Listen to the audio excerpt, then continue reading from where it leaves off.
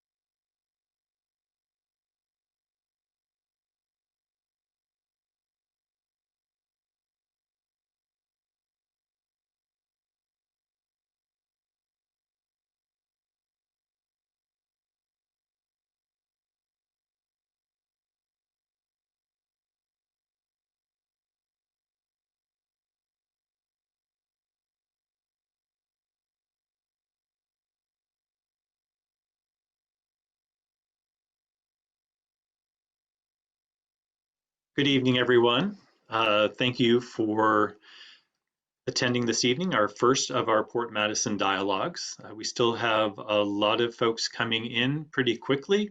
We are scheduled to begin momentarily, but we want to make sure that we have as many folks signed in as possible. We're getting a pretty quick clip right now, so just please bear with us for a little bit more.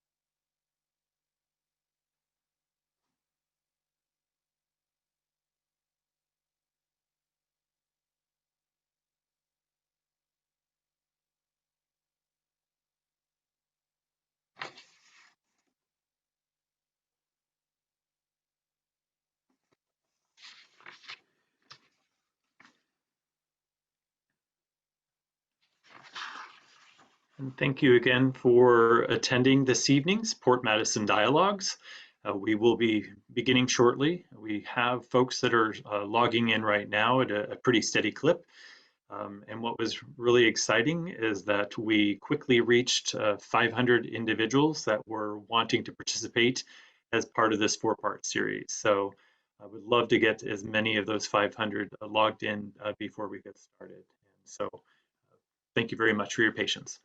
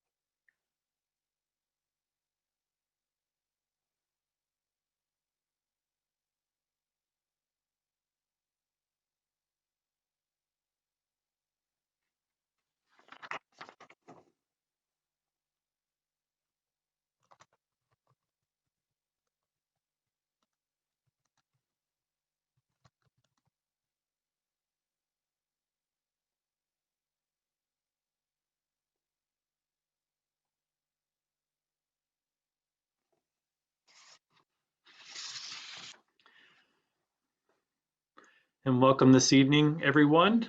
For those who are just joining us, I appreciate you all coming and participating in our first of the Port Madison dialogues. We were very successful in having a large number register. So we have over 500 registrants for our four-part series. And so we have folks logging in right now. We were scheduled to start at 6:30, but I think we want to err on the side of having as many folks in as possible before we get started. We will and are recording this evening's program, so it will be available, and we'll provide you a website link for that after this evening.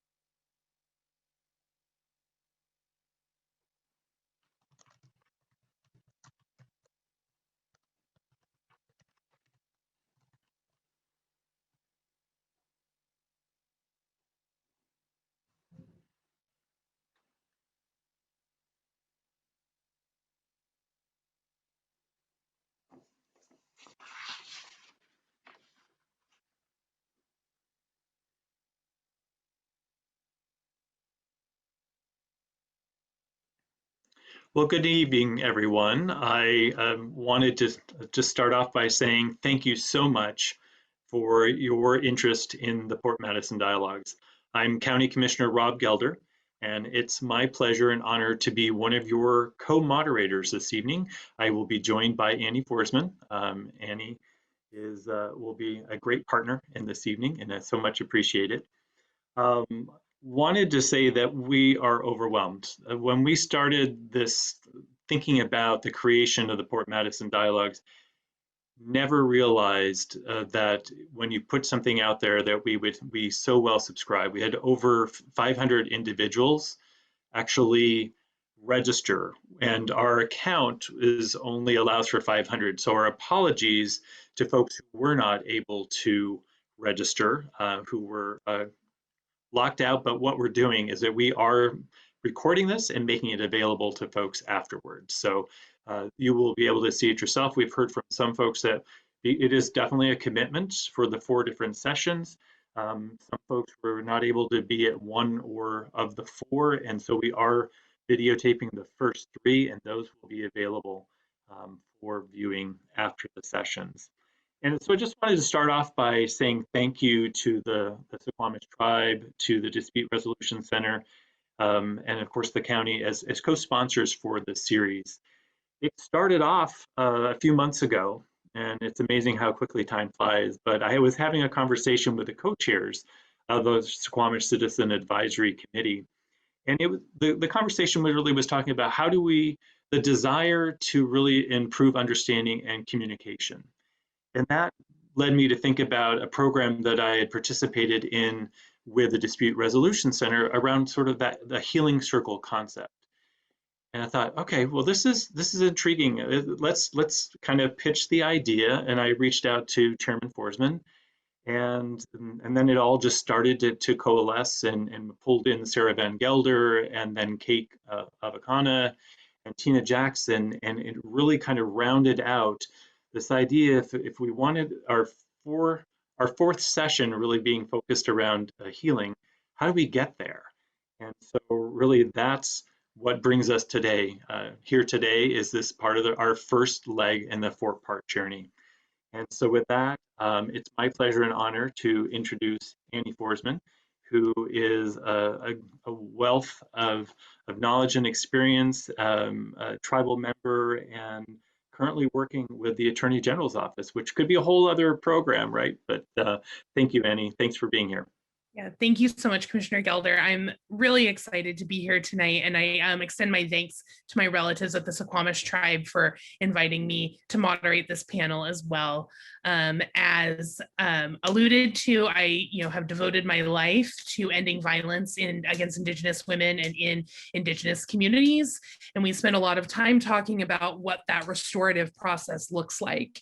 And when we talk about that, restoring relationships and restoring justice always starts with having really, really hard conversations. And those conversations are going to start today in this session amongst community members who've really committed to having those conversations with us and to looking at how we can move forward in good ways and in ways that honor all of our relationships and all of the things that we hold important to us. And we're just so excited, and I'm so excited to be part of this and to host our amazing panelists who are some of my favorite people in the entire world. And again, I just thank you all for being part of this opportunity to build greater understanding in our communities. Well, and I think that, thank you, Annie, that, and to build on that, we said, well, how do you do that? How's the best way of kind of incrementally sharing that understanding?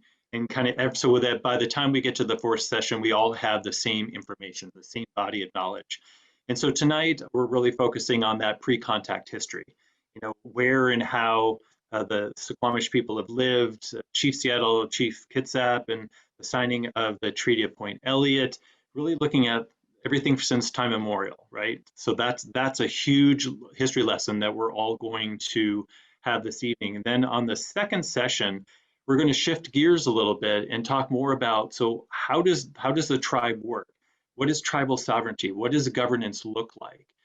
Trying to sort of peel that away for folks that may not fully understand what that is, how it works, and what it means. And then really, I think importantly, in the third session, we're really going to start shifting to, so what are the current issues that are facing the tribe?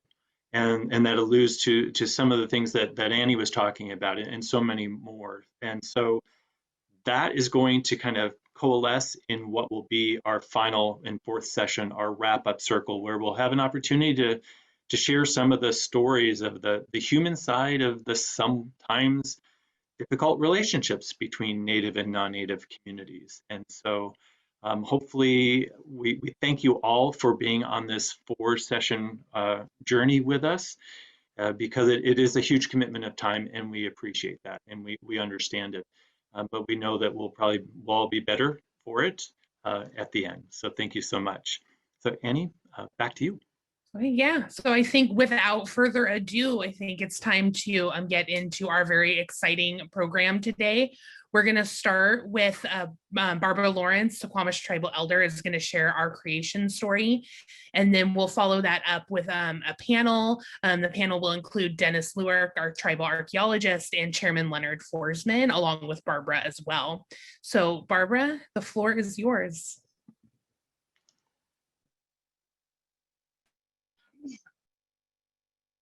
The Creator was lonely, so he put his hands in the vastness and he swirled his hands around and swirled his hands around and swirled his hands around, and he created water. And he put his hands in the water and he swirled his hands around and swirled his hands around and swirled his hands around, and he created land. And he moved that water and moved that land and moved that water and moved that land until it was the earth. Then he made himself small and he walked on that earth, and he pushed land up to be mountains, and he drew his finger through land to be rivers, and he moved water and moved land and moved water and moved land until it was as he wanted it to be. But he was still lonely. So he set about creating all the plant people, all the huge trees and the tiny grass and all the plant people in between, and placing them all over on the land and in the water and on the mountains and in the valleys, and each and every plant person that he placed, he told them, this is how you make your home. This is how you make your family. This is how you find your food. This is how you care for your offspring. This is how you travel. And every one of the plant people listened. From the tallest tree to the tiniest blade of grass and all the plant people in between, they all listened. The Creator looked around and it was so beautiful. All the plants, all their colors, all their brightness, but he was still lonely. So he set about creating all the animal people, from the tiniest ant to the great bear, from the tiniest shrimp to the great whale. And as he made each and every one of these animal people and placed them where they would live, on the land or in the water, he told them, this is how you make your home. This is how you care for your offspring. This is how you find your food. This is how you travel. This is how you be on this land or in this water. And every one of the animal people listened. Whether it was the tiniest shrimp or the great whale or the tiniest ant or the great bear, they all listened. But the Creator was still lonely.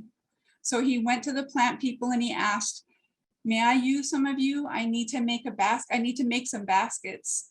And the plant people said, Creator, you made us, you may use us. So he gathered and gathered and gathered and gathered some plant material to go make baskets. And he walked down to the beach to his favorite place, which is of course the Suquamish, a place of clear salt water. And he sat down and he wove 2 huge baskets, and he placed one on this side of him and one on this side. And then he reached into the land and he started making human people and placing them in this basket. And with each and every one of the human people he made and placed in the basket, he told them how to live on this land, how to find their food, how to care for their offspring, how to make their homes, how to travel, how to be on this land or in this water. Well, he soon found out these human people, they weren't like the plant people, and they weren't like the animal people. They didn't listen. So he told them over and over and over again, as he filled this basket full to the top and overflowing with human people. This is how you live on this land. This is how you find your food. This is how you make your houses. This is how you care for your offspring. This is how you travel. This is how you be on this land or in this water. Well, some of the human people listened to some of the instructions, but not all the human people listened to all the instructions, but he wasn't going to give up. He turned his attention to this basket and he lifted it up and he spoke all the languages that all the people were going to need, until this basket was full and overflowing with languages. And he looked back at the basket full of human people and he picked up those baskets and he started walking. And he placed some human people and placed a language, and placed some human people and placed a language, and continued to walk. But he didn't forget these human people, they're not like the plant people, and they're not like the animal people. They don't listen very well. So he continued to tell them, this is how you make your homes. This is how you care for your offspring. This is how you travel. This is how you find your food. This is how you be on this land or in this water. And some of the human people listened, not all of them. So he continued to place human people and place languages and place human people and place languages until he walked all the way around the earth and back to his favorite place, which is of course the Suquamish. Being worried about these human people, he asked the plant people and the animal people, if these human people get in trouble, if they ask you for help, will you please help them? And the plant people and the animal people said they would. And the Creator said, if these human people, if they get in trouble and they ask you for help and you help them, if they remember to say thank you, will you help them again? And the plant people and the animal people said, yes, they would. So the Creator watched. He listened and he watched and he looked, and most people were making their homes and most people were taking care of their offspring and most people were finding food, but none of the human people traveled on the water.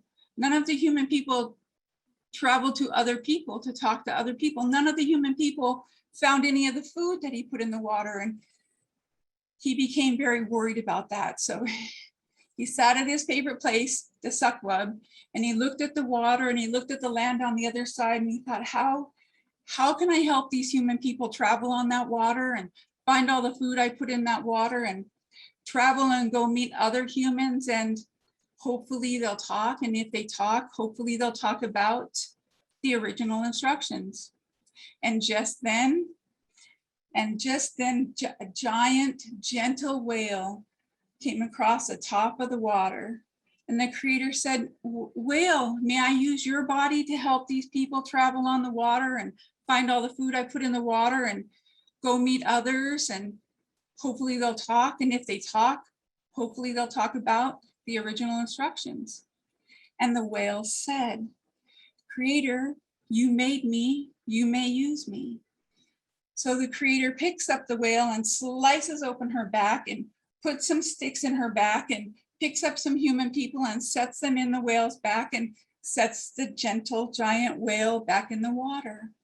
Oh, and she carefully, gracefully carried those people across the top of the water until the whale did what whales do, and she dove way down under the water.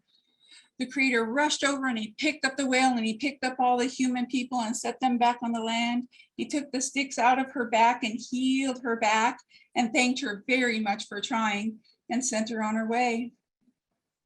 Well, there he was at the Suquamish, looking at the water and looking at the land on the other side and worrying and wondering, how am I going to help these human people travel on the water and go meet others, and hopefully they'll talk, and if they talk, hopefully they'll talk about the original instructions, and travel on the water and find all the food I put in the water. And just then, happy salmon came swimming across the top of the water. And the creator said, "Salmon, can I use your body to help these people travel on the water, find all the food I put in the water, and travel and go meet others, and hopefully they'll talk?"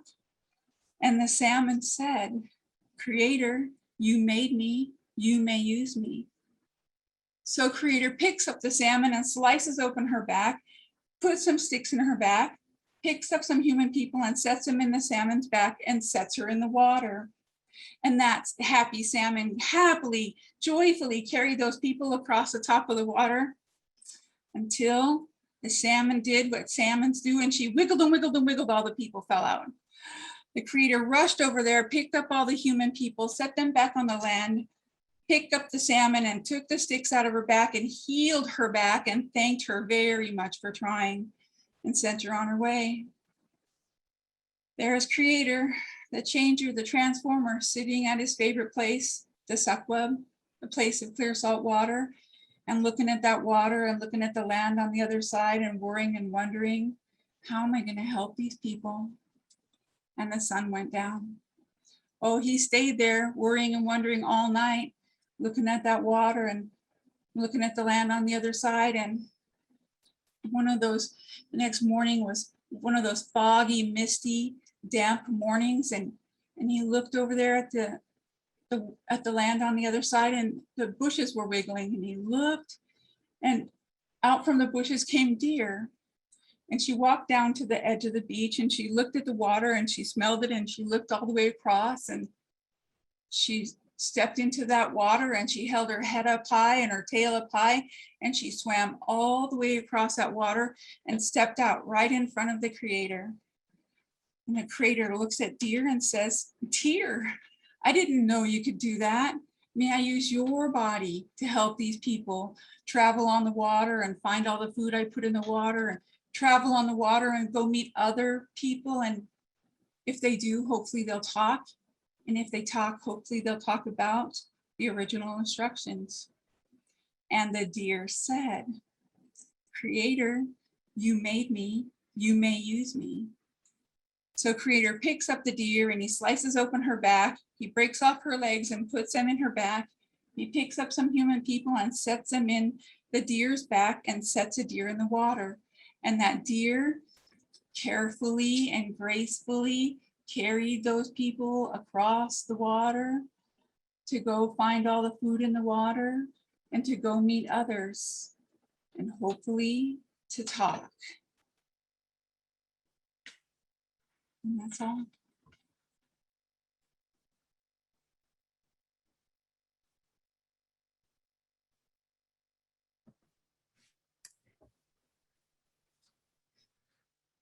Thank you. Thank you so much. I've spent my life hearing Auntie Barbara tell that story, and our stories are medicine, and I really needed that tonight. So I appreciate you sharing that with all of us so much.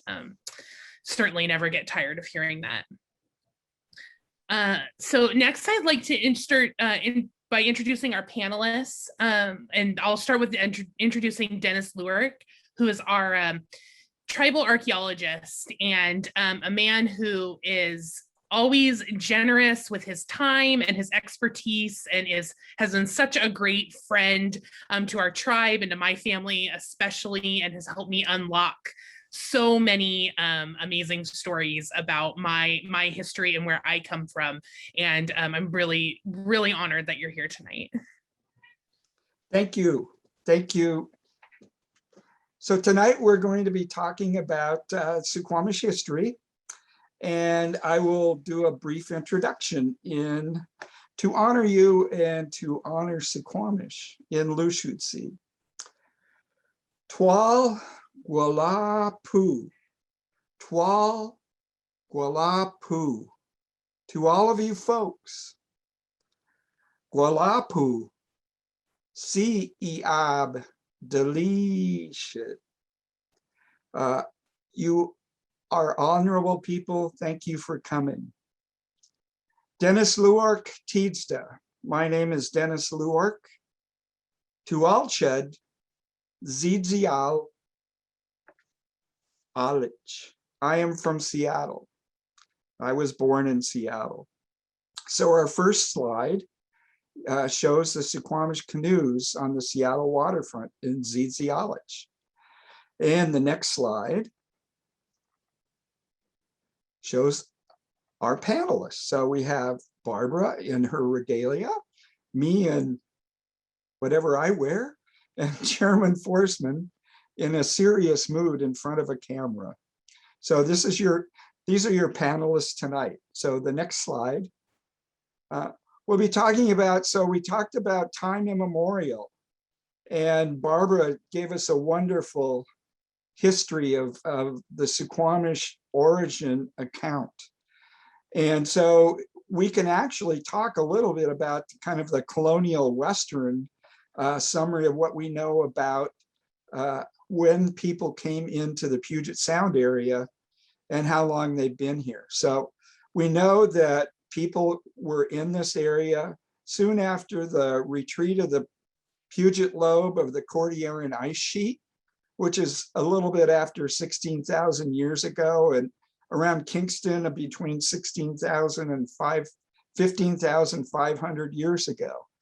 And Suquamish ancestors, the Suquamish, had to deal with very rapidly changing environments through time.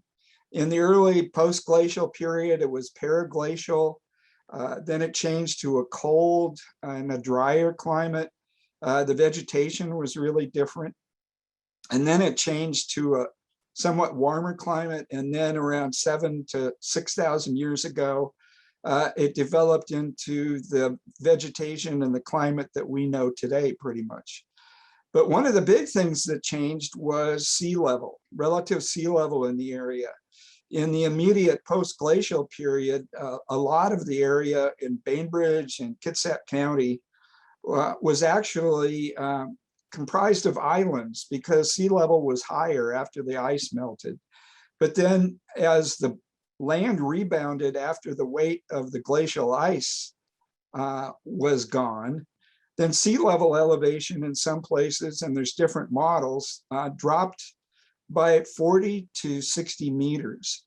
And so we look at a map on the left, sea level around 11,000 years ago. Everything in green is land. So what is Bainbridge Island today was not an island. We didn't have Dyes Inlet, Port Orchard, Port Gamble, and even some of the models suggest that Blake Island actually may have been connected. So Suquamish ancestors had to deal with this changing environment. And then gradually through time, by around 5,000 years ago, sea level reached an elevation, at least locally, close to what we see today. And so around 5,000 years ago, where we see Old Man House and Suquamish, is when the actual break between the Kitsap Peninsula and Bainbridge Island occurred. So we can trace occupation throughout the area. A lot of the early evidence of people, archaeological sites, is probably underwater for some of the areas. Next slide, please. But we do have some artifacts. So there's actually a Clovis Point that was found near Colby in Yukon Harbor. And this is the actual oldest documented archaeological find in Kitsap County. And Clovis culture is interesting. It was really short-lived. It was spread throughout North America. There are different models of when it began and how it spread. But basically occurred between about 13,500 and 12,800 years ago. And the different models suggest it may have started in the southeast or southwest and spread northward. In this area, the best documented archaeological site, one with artifacts that are undisputably human in origin, is at the Bear Creek site in Redmond. And this site is under floodwaters. It's near the edge of Lake Sammamish today. And this has dates between about 12,500 and about 10,000 years ago. So in addition to sea level change and environmental change and vegetation change, Suquamish ancestors had to deal with effects of earthquakes. And so in Kitsap Peninsula, the area between southern Bainbridge Island, Restoration Point, going up through Dyes Inlet, was affected by an earthquake about 900 AD, or about 1,100 years ago. And that raised the land south of the fault line and lowered the land north of it.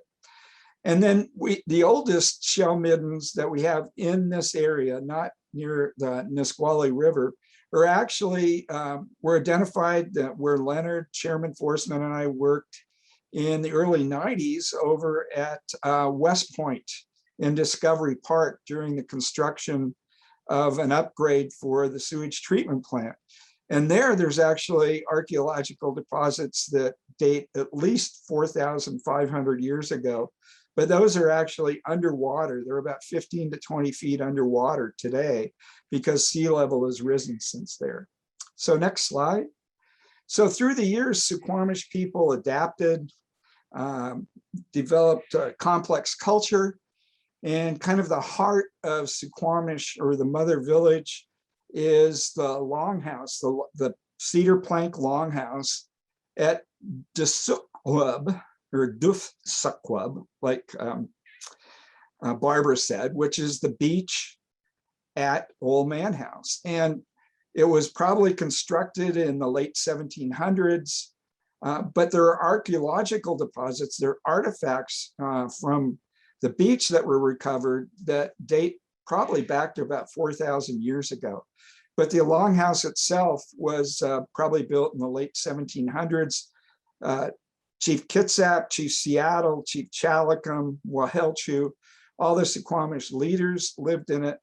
And in a reconstruction, you can see that the posts, based on archaeological research in the 1950s, actually stretched for more than 800 feet along the shoreline down in downtown Suquamish. And so that's what the house would have looked like at the maximum extent. And people would live there in the wintertime, and then families would disperse throughout the spring, summer, and fall to gather food, and then would come back in the wintertime for winter spiritual events, and to pass the winter time. Next slide, please. So Suquamish people, the Suquamish, do not have a major river in the Kitsap area. So they were the true maritime culture throughout Puget Sound in Western Washington. They travel widely. They fished at the mouth of the Skagit, at the mouth of the Snohomish, Duwamish rivers. And so these yellow dots are areas where there's actually historic records of Suquamish people traveling from Cowlitz at the further south there. Probably they were at Fort George at the mouth of the Columbia River. There are a lot of records of Chalicum and other people traveling from Fort Nisqually at the mouth of the Nisqually River up to Fort Langley, which is Vancouver, British Columbia. And so they were expert traders. They also were heavily involved with the early Catholic priests from 1839 on. And so if you look at the Hudson's Bay records, Chief Chalicum, there's over 83 references to him between 1833 and 1848. And a lot of the records specifically identify him as Suquamish. And Chief Seattle had over 20 references probably between 1833 and 1846. And the important thing to realize is that every record that identifies him tribally identifies Seattle as Suquamish. And then there are general references to various Suquamish people. So they were moving throughout the region. They were part of the trading system. They traded with Hudson's Bay Company and then American traders. So next slide, please. So I'm going to pass it over. Ayaf Chud, I am done now. So I'm going to pass the baton over to SIAB, Chairman Leonard Forsman, to talk about ethnography and then history after Hudson's Bay Company. Hello, everyone, and thank you for attending the Port Madison Dialogues, and thank you everybody who's organized this, and to our storyteller, and to our moderators, including my niece, Annie. It's awesome. So once again, good evening, and thanks for being here. So I'm Leonard Forsman, Chairman of the Suquamish Tribe, and I worked in our museum for 10 years. I worked with Dennis for about 11 years, and I've been here at the tribe since, back at the tribe, I should say, at full-time employment since about '03, and had a great opportunity to work in our archives and in many libraries and places around the Northwest in those last 30 years of experience. So there's a lot of recorded place names. Of course, these are just what were recorded, so there were many more than this. They kind of show where our people were recorded being, gathering, living, harvesting, all those things that we did in rhythm and in cooperation with the land itself, our homeland and our home waters here in what's now the Kitsap Peninsula and Bainbridge Island and beyond. Next slide, please. So we've relied upon anthropologists and traders and other government records to determine where the recorded place names, as in the previous slide, and then also the villages. So the Suquamish had winter villages throughout what's now Kitsap Peninsula and Bainbridge Island was mentioned, and this is a list of what we have recorded in the archival record. And of course, this is probably not the entire list. However, we have been able to cover a lot of government records as well, and testimony from our elders and our ancestors that have placed a lot of these great winter houses. And these winter houses were very important to our way of life, because that's where our ceremonials were done, and that's where we thank the Creator for all of the food and opportunity that the Creator gave us here in this beautiful land, as we were able to gather enough food, primarily salmon, shellfish, berries, deer, elk, shellfish, other shellfish, and sea mammals. We're able to dry and store those, and then have a long winter residence at houses, large houses like at Old Man House, and smaller ones scattered throughout our territory. Next slide. So I talked a lot about the drying of the food. So a lot of time, once the winter season was over, we would go out and start traveling. And early spring and early summer, we're gathering of fresh food, and they probably would have eaten a lot of that right away because the other food had either ran out or was pretty dry, and they were ready for fresh food and salmon. So the spring runs of salmon, and then also traveling out to make their social alliances. But as was said before, a lot of once fall and this time of year and later came along, the intensive drying and smoking of primarily salmon was done in order to store enough to get you through the winter season. And these photos show the different ways people used to hang the fish and the salmon eggs, as you can see one of these photos. And they would travel from throughout the Puget Sound and the Salish Sea, as we saw in the earlier slides, to gather enough food for their subsistence and also for trade. One of the things about the Suquamish tribe is that we were a marine tribe. We didn't have a major large river where salmon came right to our doorstep. So we needed to travel far and wide in our canoes to gather the food that we needed and maintain a diplomacy necessary to travel in the waters of tribes, of our neighboring tribes, to gather enough of this marine resource. Next slide, please. So in this picture, you can see how we're digging clams. And of course, clams could be dug pretty much year round. Of course, we had the day tides and the night tides. And they was a very important part of our daily life. And these clams are often dried and were a food on the go. You could dry those, and a lot of the early explorers mentioned that a lot of the canoe pullers would have necklaces made out of dried clams that they could eat as they were pulling these long distances between villages and to relatives' homes.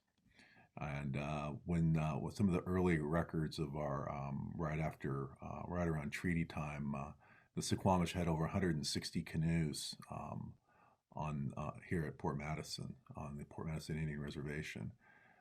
So just give you a snapshot of how many canoes we probably had pre-contact. We're probably in the hundreds, obviously in the hundreds or thousands of canoes that people would have had in those days. So every family had one, and then there were larger ones that were for warfare. And so these are very, very important part of our way of life. Next slide. So we talk a little bit about some of our historic leaders. Of course, Kitsap is well known as the name for the county. And he was described by Captain George Vancouver, who made the first contact here in our territory with the tribes. He was the first non-native recorded visit. And he was a British sea captain who was representing the British Navy.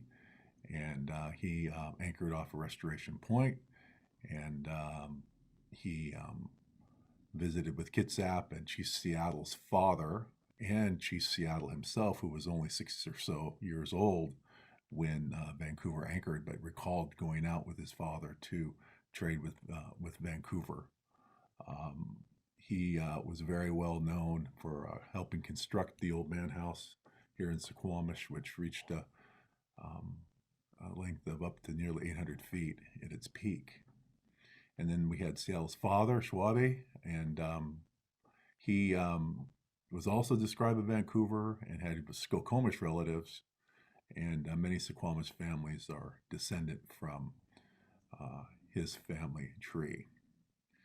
And of course, we just mentioned Chalicum, who had Suquamish and Skagit lineages, is of course an important trader, worked with the first Catholic priests and the contemporary Pratt family here in Suquamish. They're a descendant from Chalicum. And as you can see, a lot of mixed tribal ancestry, because our people were encouraged to marry outside of the tribe in order to make political and cultural alliances. And that was considered very high class to go out and marry into another tribe. And of course, there was great ceremony and activities and protocol, I wanted to say, about those marriages. Of course, we all know about Chief Seattle. This is the only known photograph of Chief Seattle, taken when he was walking down the street in Seattle when he was around 80 years old. And he was kind of he wasn't too keen on getting his photograph taken, but he did make an exception, and we're very grateful that we did get the one photograph of him.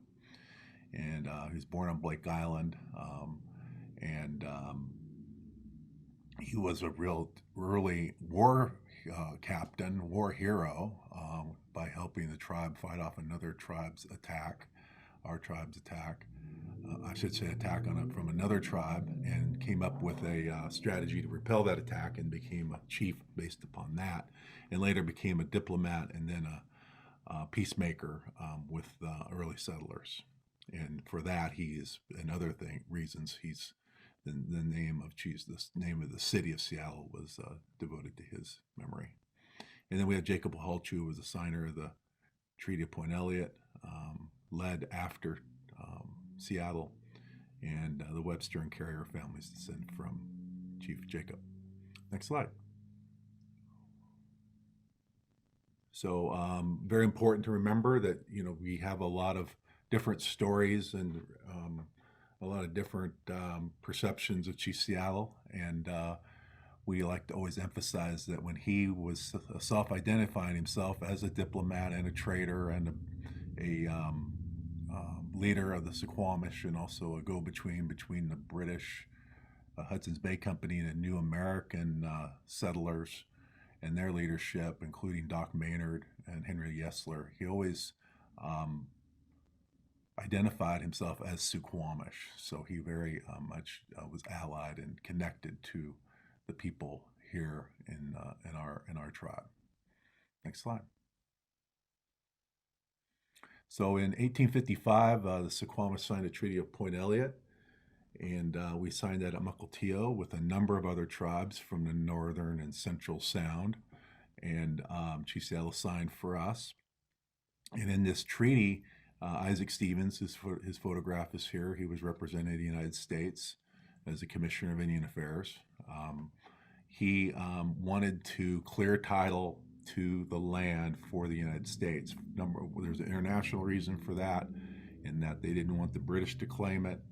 And there was also a practical reason, because the United States Congress had already began in 1850 through the Donation Land Claim Act to give away Indian land before this title had been cleared.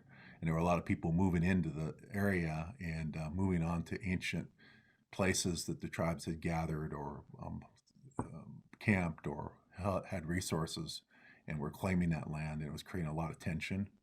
And he wanted to clear the area for settlement and the eventual arrival of the Transcontinental Railroad. So this, in exchange for us signing out the title of our land over, we agreed to move to a reservation. A reservation was provided for us, and also our treaty rights were reserved. So we always had these rights to fish and hunt and take care of our people, and we asked for that to be reserved, and we also asked for education and health care. So we continue to work really hard on trying to make sure we keep our promise, and the United States keeps their promise. It's a true contract between the United States and the Suquamish tribe. Next slide. So the treaty is the basis for our government-government relationship, and is rooted in the United States Constitution, where all treaties made or which shall be made under the authority of the United States shall be the supreme law of the land. It's very important to know that not only is the treaty a sacred agreement, but it's also rooted in the Constitution of the United States. Next slide. So the Port Madison Reservation, which was established under the treaty, was enlarged by the Department of Interior in around 1860s, 1870s, and the larger partial portion of the second portion of the reservation is pretty much where Indianola is now today. So you can see the original map here from the General Land Office. Next slide.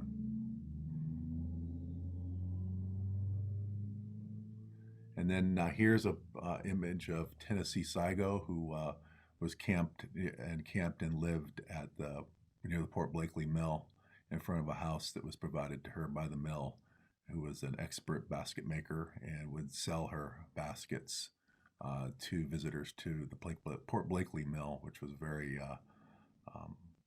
active commercial area with a lot of sailing ships and a lot of activity, business activity there, of course.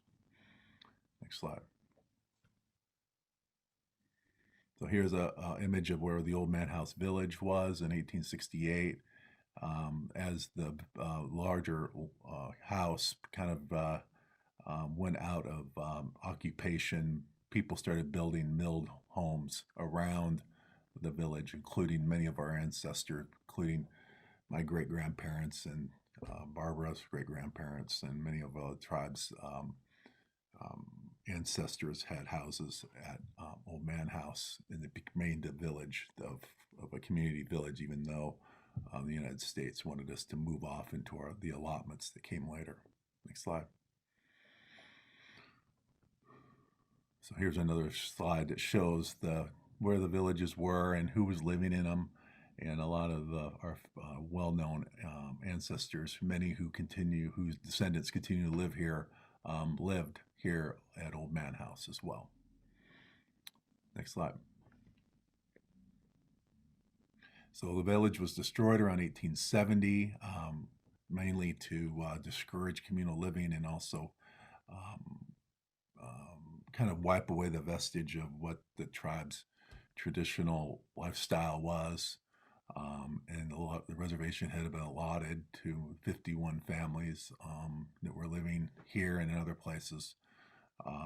And the people were assigned to those allotments, which were scattered throughout the reservation, and a lot of them were inland, and some of the people just moved on to houseboats because they didn't have proper land to live on, and they wanted to continue to live along the waterfront as they had for forever.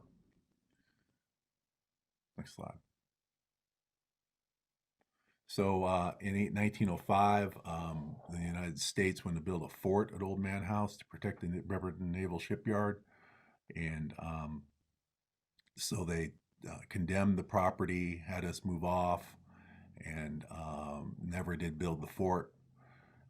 And then when, instead of giving it back to the tribe, like I believe they probably were promised, they sold it to a real estate developer, and that became available for real estate development, and that's where a lot of the development around Old Man House Park is now today.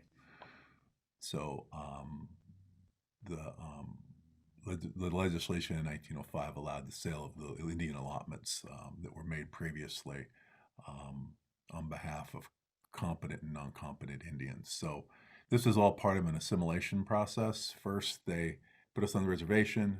Second, they allotted the reservation and wanted us to move away from the villages and into our own separate pieces of land with our own house, with your white picket fence, et cetera, et cetera.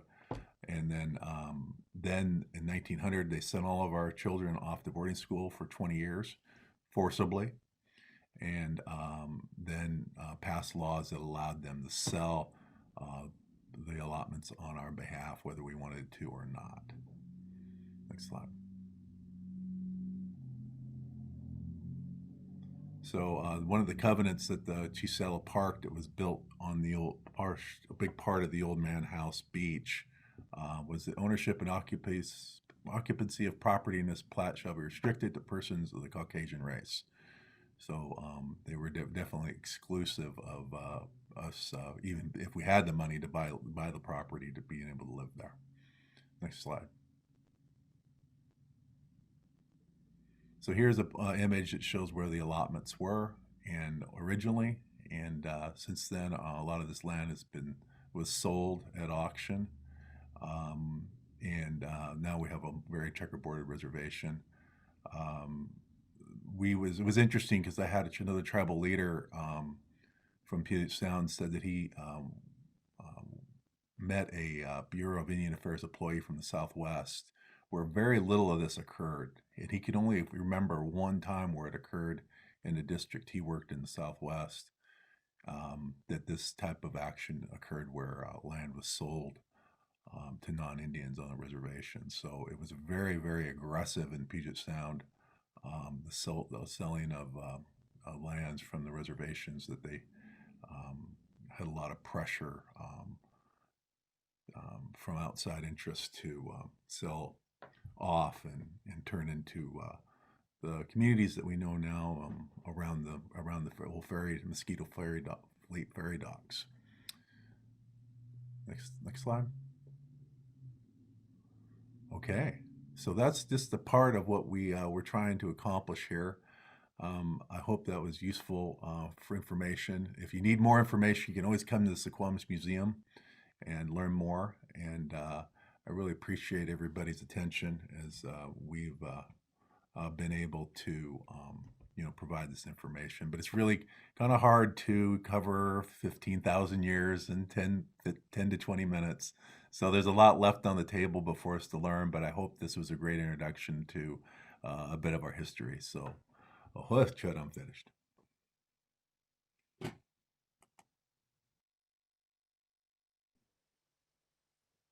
Thank you, Chairman Forsman. We appreciate that so much. So next on the panel, we have Barbara Lawrence again. Thank you, Annie.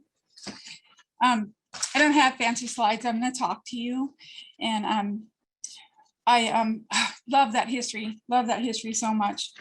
I want to talk about two forms of the pre-contact governance, Suquamish governance, and it's just little pieces. One of them is called having a say. It would have had Lushootseed language there. I'm not a language speaker yet. I hope to be. And the other is giving, sharing, and gifting. And so my introduction to having a say and giving, gifting, and sharing in our culture, I think, was in utero.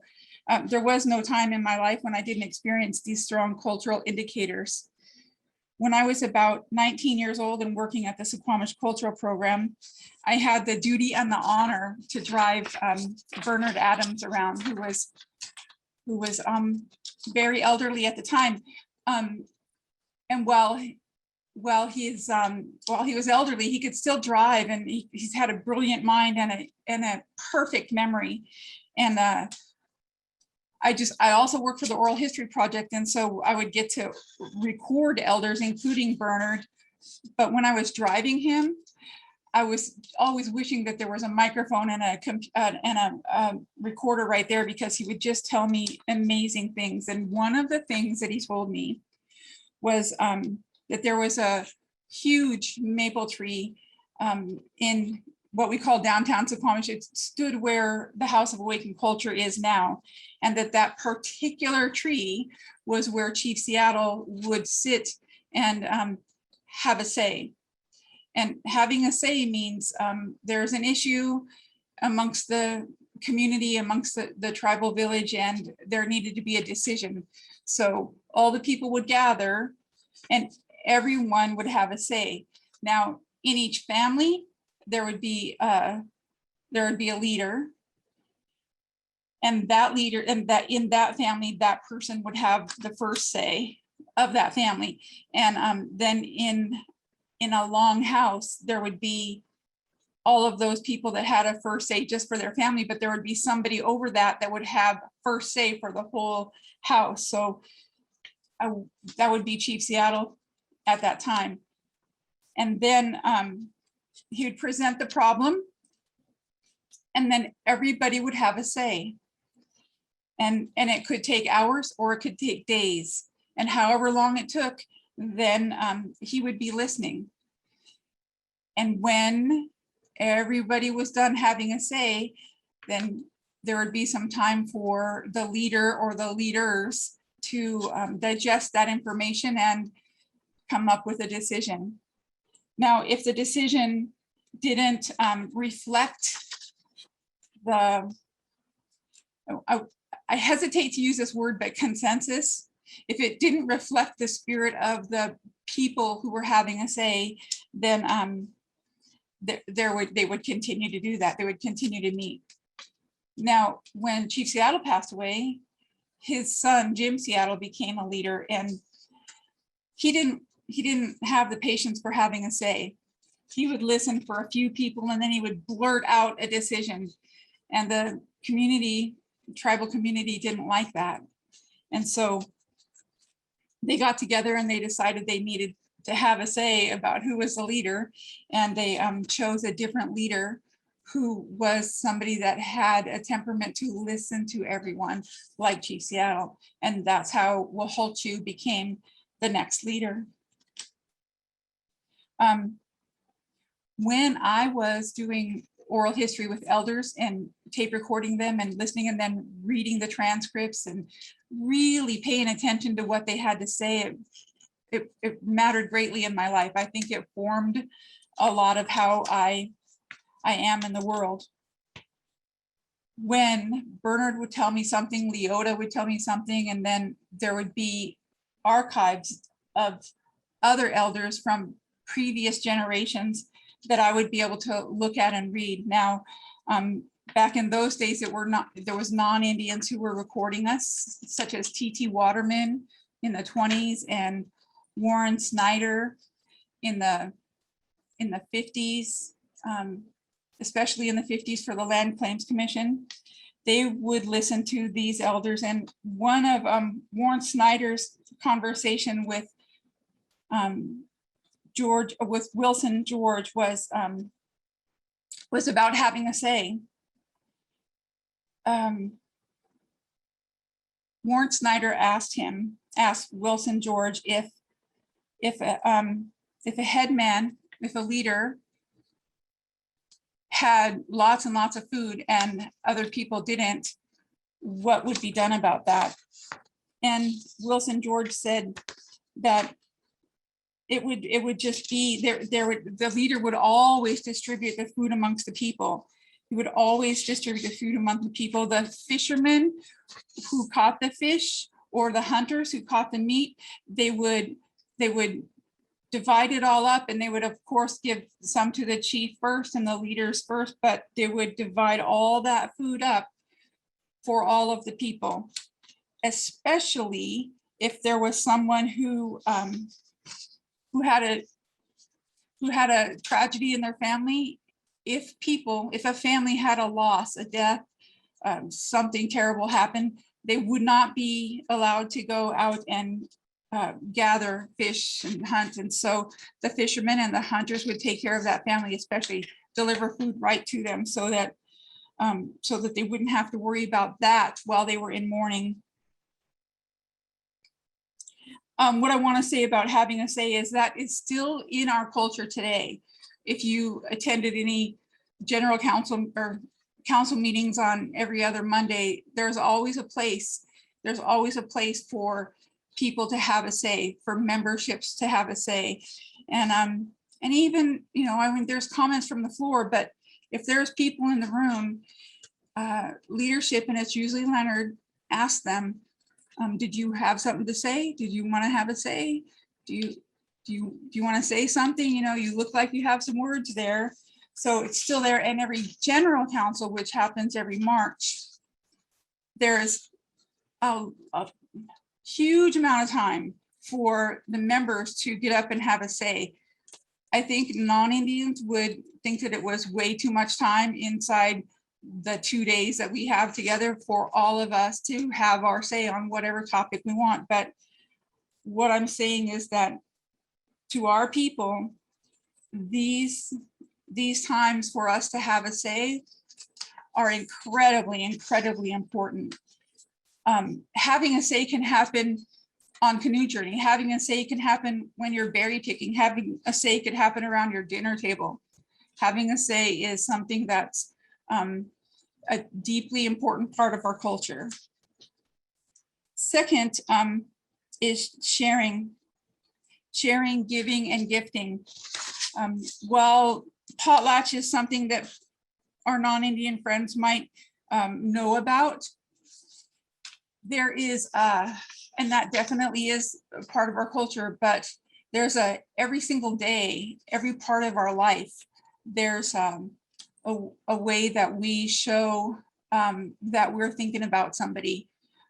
Now, it might be wearing some pretty earrings. They're brand new and oh, they're so pretty. And Annie just loves them, and she mentions that, and I take them right off and give them to her. We do that. Somebody like a police officer does some extraordinary kindness for a family who has a tragedy, and we wrap them in a blanket and we thank them for doing their duty, but in an extraordinary, compassionate way. Giving, sharing, and gifting are ways that we I was just going to say prove, but it's not prove. It's just this natural thing that we do. Now, one time, Leonard told me that there was a theory out there that it was like a form of credit, we're going to have a huge potlatch. We're going to invite all these other tribes around, and we're going to give them everything we have. And then when some tragedy happens, when it's a drought for us, or we don't have fish or whatever, they're going to remember us. Yes, and we do this gifting because we must. Recently is relative when you're a historian. The pandemic comes to mind, and here the tribe is with almost all of our businesses shut down. Almost all the employees are home. Tribal council is carrying on their business on Zoom meetings, and they've taken care of the tribal membership by the human services staff, delivering boxes of food to the membership's houses and checking on all the elders in the tribe. And then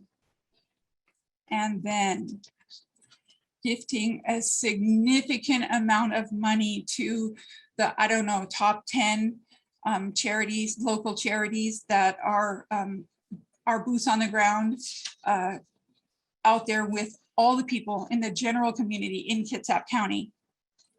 That is, the tribe didn't know how the pandemic was going to turn out. The tribe didn't know when we were going to get to open our businesses, but we had enough to share, and we were going to share. And so that's carrying it through from pre-contact times all the way to today. It's like those charities didn't ask, but the need was there. We knew it. The tribal council knew it, and they gave that money. Warren Snyder once asked Wilson George if a chief could demand food from others if they had a lot of food and the others didn't, what would happen? And Wilson said if a person had food and refused to divide it with others, the likelihood is that he would become sick. He would become sick, or anything bad could happen to him. And that's I mean, I guess that sums it up. We do it because we must. We do it because we have it. We do it because it's our natural thing to do. And there's one more quote that I'm going to give to you, and that was from T.T. Waterman when talking about working with the Suquamish elders. They call them informants. I call them elders. He said this about working with Puget Sound people.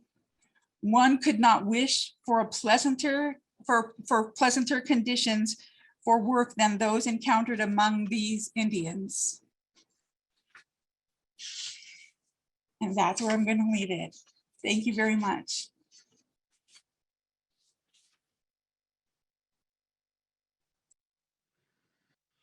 Thank you, Barbara. So I so love that. And if I can, before we move into our Q&As, I would add another "and then," and that being most recently the tremendous gift that the tribe gave to our North Kitsap School District, in terms of the vaccinations, et cetera. For me, that is a huge "and then." So this does bring us to an opportunity to do some Q&A. So I appreciate you all being here and staying the course with us. Before we get into it, I have to say, I love that creation story. And if not to be disrespectful, I know that Annie called you Auntie Barbara, but it's sort of like,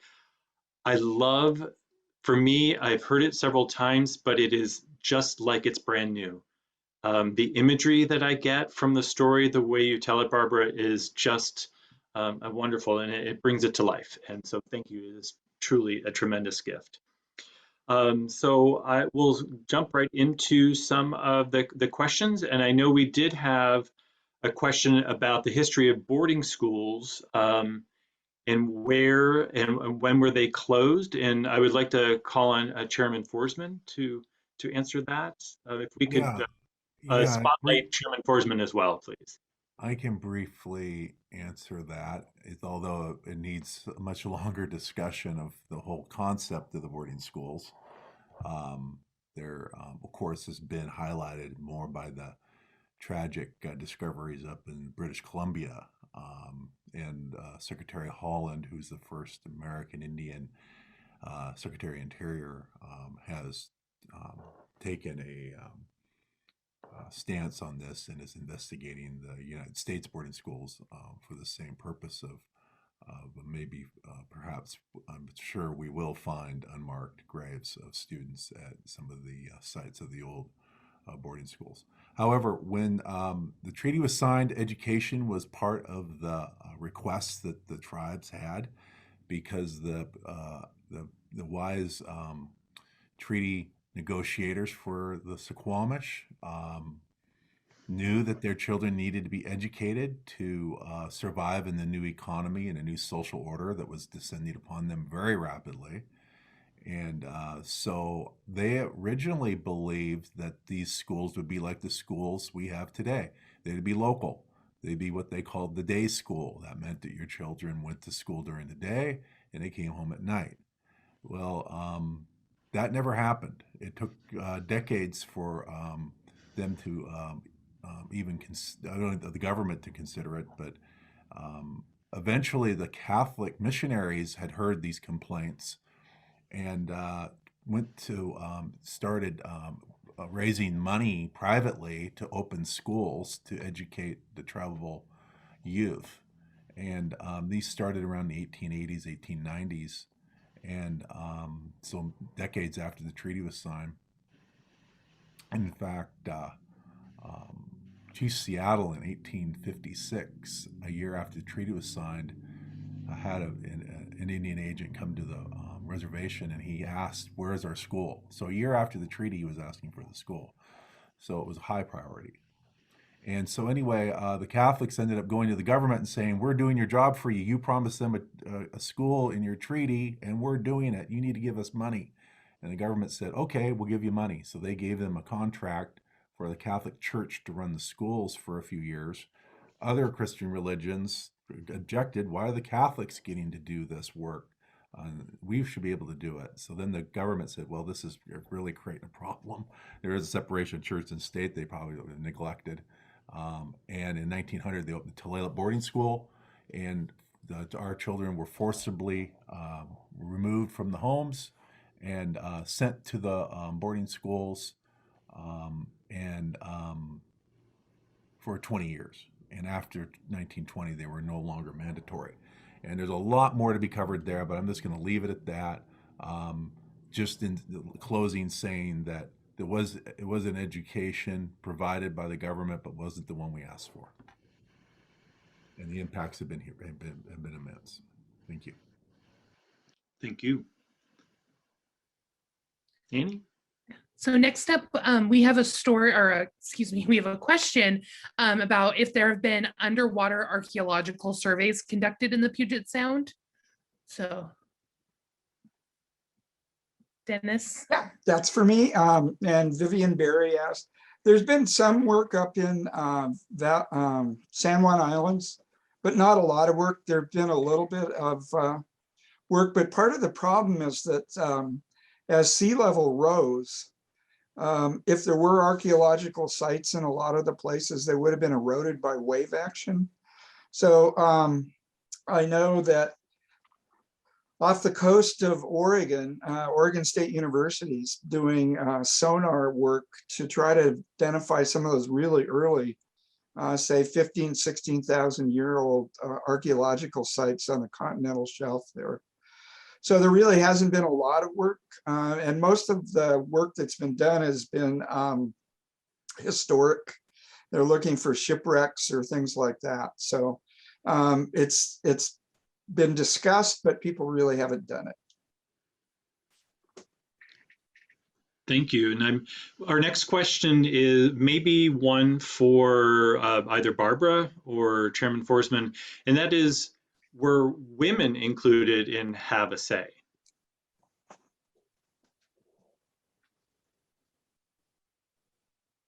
How Barbara take that? Why don't we go ahead and spotlight each one of our panelists? That way, whomever is able to answer the question, they'll be already ready. Yes, I just read something that one of the elders that Warren Snyder was interviewing said that when it came to women, there would be no favoritism. Let me see. No favoritism for considered in terms of age, that like just because you're no longer like, so you went through the change of life, that doesn't give you status to just talk. However, what gave anybody status, men or women, young or old, was the important consideration was the level of intelligence, ability, experience, and oratorical fluency. So if somebody had what it took, they were involved, they were in there. Great. And I also believe that there was a village that was that the head person of that village was a woman, and I cannot say her name. I'm sorry, I can't say her name, but she had significant power, spiritual power. Thank you for that answer. So I'm going to ask this next question in kind of a broad sense to cover a couple of kind of similar questions that we have in the chat. So folks would like to know about how the Suquamish tribe interacted with other Northwest tribes, particularly the S'Klallam nations, and then also about you had mentioned needing canoes for warring and things like that, and so just talking a little bit about conflict among tribal nations in the Northwest as well. Yeah, there was a, as all nations have needs for defending themselves, and sometimes those were defensive and sometimes were offensive. It's, the fact that a lot of our people were lost to disease, and a lot of our people had their the boarding school experience where they were punished for speaking their language and carrying on the traditions. In fact, that was the intent of it. We lost a lot of that oral history. We've got to remember none of this was written down until more recently. So a lot of our oral tradition was lost. So a lot of what we depend on is the historical record at contact. And I think things had changed somewhat as far as warfare was concerned. That it was probably more intense after contact than it may have been prior, but that's just my own personal reflection. Not really based on a lot of data. Maybe that's a research question for one of our future students. But they did have larger canoes for those purposes for defense. And also there was a lot of raiding of villages. And of course, these were emphasized a lot by the early anthropologists because I think they found it interesting and somewhat, I guess you could say, entertaining to document these things. And above the other important parts of our history and culture. But Old Man House had security measures. They had entrances that were false floored and in different positions of the entrance was made complex. Let's just say that. And so that when people came in, they'd bump their heads or fall on themselves and make a noise, and kind of an early security device. So they'd have raiding that happened at that time. And as far as the Squalums, their territory, and you'll find there'll be conflict between tribes sometimes on their interpreting history, but our archival record and our oral history shows us occupying all of Kitsap Peninsula, including Point No Point and in the Port Gamble area. The Squalums used that seasonally, so we were neighbors who did speak a different language. And of course, the Port Gamble Squalum tribe is on the reservation in Port Gamble now, and so we work together on a lot of issues. And so our traditional relationship was kind of complicated because the Chimicum were kind of in between us, but they primarily were absorbed into the neighboring tribes. So shorter question. I don't know if you have anything to add to that, Dennis. Shorter answer. I think the main thing, what happened, a lot of the raiding started because of smallpox epidemics up north from the Russians. And so that really changed the dynamic. And so that really, they come down and so much of the population was lost. They came down slave raiding. So, I think Leonard's right. I don't think there was as much warfare per se in terms of, fighting and things like that.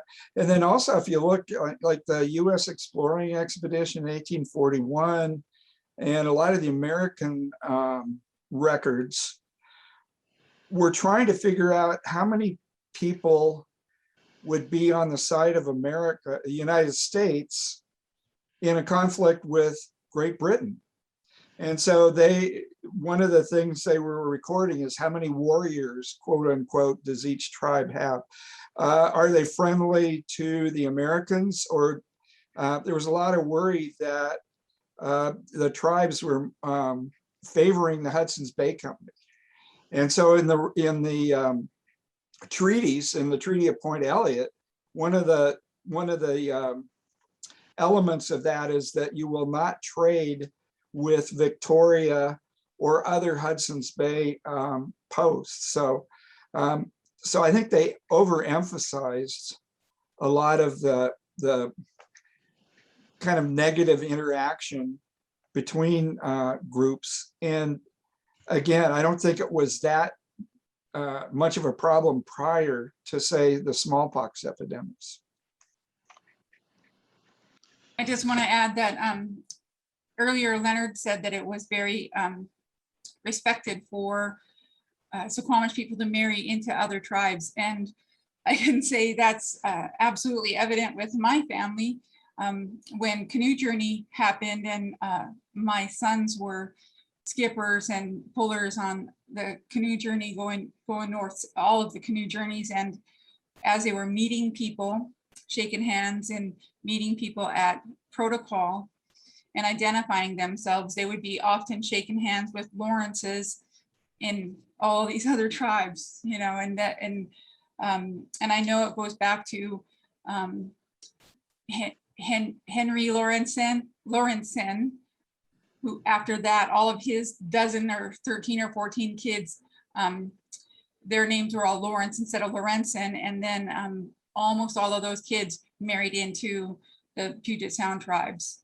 So that's how that name came here. And so intermarrying into the tribes is another way to not have a war or a battle. Thank you. Another question that we had that popped in was kind of going back to the place names and the significance of those places to the tribe. And the question is, you know, what sets apart a place name location versus all of the Suquamish UNA territories? Is it specifically tied to where you know that folks were living, or can you expound on that a little bit? I just would note that the place names would perhaps be a place where an event of occurred, a creation event or a ancient story, the place for that to happen. And it may be also a campsite. It may also be a village site, but oftentimes they weren't. And the other thing is that oftentimes the places were relevant to physical markers, and oftentimes would explain how those markers got there. And some of those still exist today. Some of them we've lost. But there's it gives us a unique perspective on our relationship to those places, and the fact that we were fortunate enough to anthropologists recorded a lot of these places is something we can be grateful for. But they weren't able, you know, they didn't capture them all. They captured a fraction of them. So Dennis, we only got a few minutes left, so I'll give you 30 seconds to jump in there, and maybe Barbara can finish off at 30 seconds of that. T.T. Waterman mentioned, I mean, he had a few informants and he got over 1,000 place names. And so he said there's thousands more. And again, a lot of that was lost during the boarding school era. So yeah, so a lot of times they're indicators for us doing, trying to protect the patrimony of Suquamish people. They're indicators that there may be something physical there that we need to protect, to work for the tribal members. I'm going to say two things really fast in that 30 seconds. One is my dad was born in 1922 and he was taken to boarding school. And yes, it was so-called not mandatory, but my dad and his siblings, their parents died young. And even though there was an uncle that was fully well capable of taking care of him, the Catholic nuns came and took those kids and took them to Chemawa, not Tulalip, which was nearby, but Chemawa, which was far, far away. And then they did not come home until they graduated high school. So they were gone until they were adults. Also, I love documents, and I was reading in these documents that our people knew everything in the watershed. They knew every name of every animal, every being, every plant, every medicine, the way the water flowed, everything of every watershed completely. And so, and knew the value of it. And so they, you know, some place would be reflective of what was special about that place. And it might not even be something that you eat or drink or gather. It might be spiritual.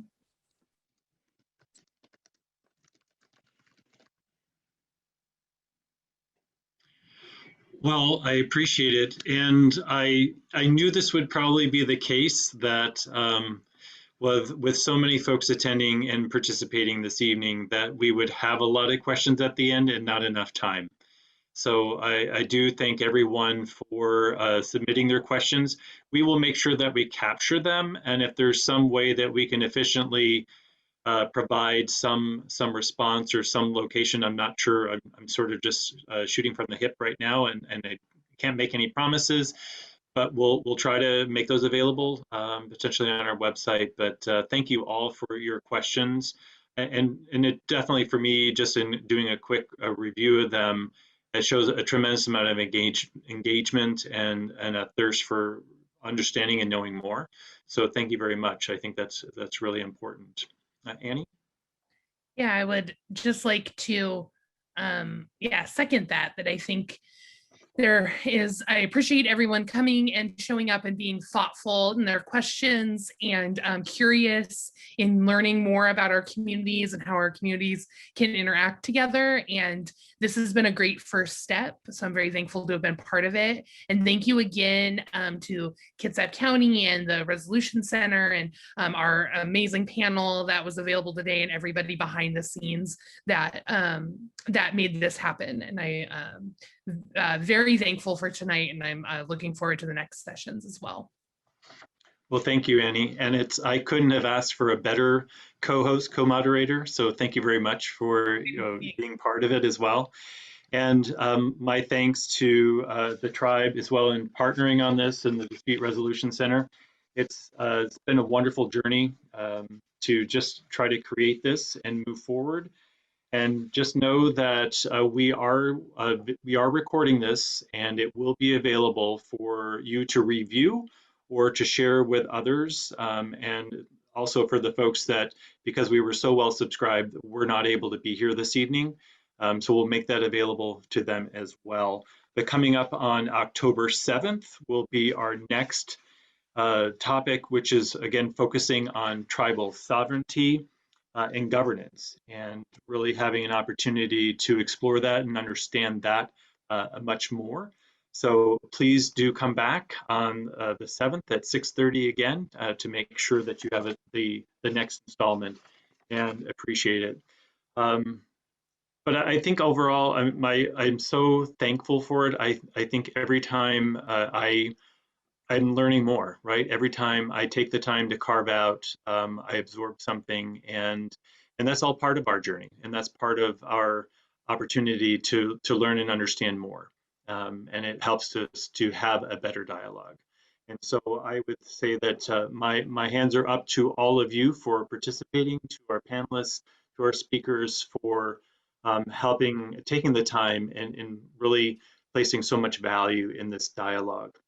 And if we were not in a virtual kind of setting, unfortunately, it makes it a little bit harder to do, but in the spirit of really giving thanks, and I would be sort of sharing and wrapping each of you with this blanket. I'm going to have to figure out some other way of doing it, but do know that we are so appreciative of the gift that you've given each and every one of us this evening. So with that, thank you so much. Please do give your feedback about tonight's program. We have 3 more. We can always learn and do better. What did you like? What else could we do? And so we do have a link on the webpage where you went to originally sign up, but also here's the bit.ly for the short URL where you can go and provide us feedback for this evening. And again, thanks to everyone. Appreciate it. And we'll see you in a couple weeks.